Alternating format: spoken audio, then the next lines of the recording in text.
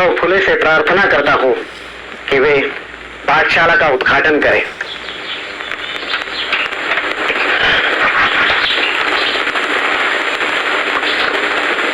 आज का दिन बहुत भाग्यशाली दिन है। कुछ वर्षों पहले मैं अपने एक ब्राह्मण मित्र की शादी की बारात में शामिल हुआ था। मित्र के रिश्तेदारों ने मुझे देखा और चले जाने को कहकर मेरा अपमान किया था। उन्होंने मुझसे कहा था कि तुम शूद्र हो और शूद्रों को अधिकार नहीं कि ब्राह्मणों के कंधे से कंधा मिलाकर चले। उन्होंने मुझसे कहा कि तेरी वजह से तमाम बारात भ्रष्ट हो रही है। उन्होंने और भी बहुत सी बातें मुझसे कही जिन्हें मैं यहां दोहराना नहीं चाहता, लेकिन उस रात मेरी आंखों में नींद नहीं उतरी। पूरी रात मेरे मन में तरह तरह के सवाल उठते रहे और उसका कोई जवाब मुझे नहीं मिला। धीरे धीरे मेरे मन में ये बात आ गई कि हमें आत्मसम्मान पाने के खातिर संघर्ष करना होगा। इस संघर्ष के लिए हमें अपने पैरों पर खड़ा रहना होगा।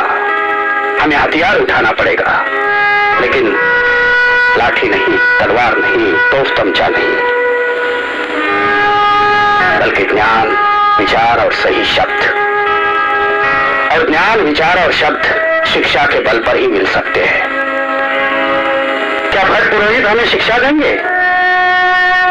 नहीं देंगे, क्योंकि वे अपने हाथों से ऐसा हथियार हमें नहीं सौंपेंगे। इसलिए हमें खुद अपने को शिक्षित करना पड़ेगा। मेरी पत्नी सावित्री मेरी पहली शिष्या है। अब वो तुम्हें पढ़ाने में मेरी मदद करेंगे।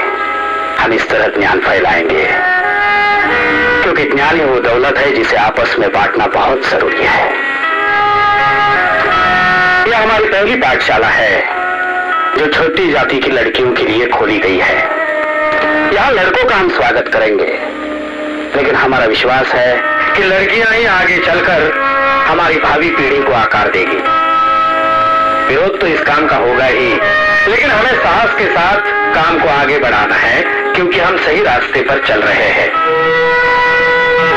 मैं शुभकामना व्यक्त करता हूं कि आप लोग शिक्षा पाने में सफल हो।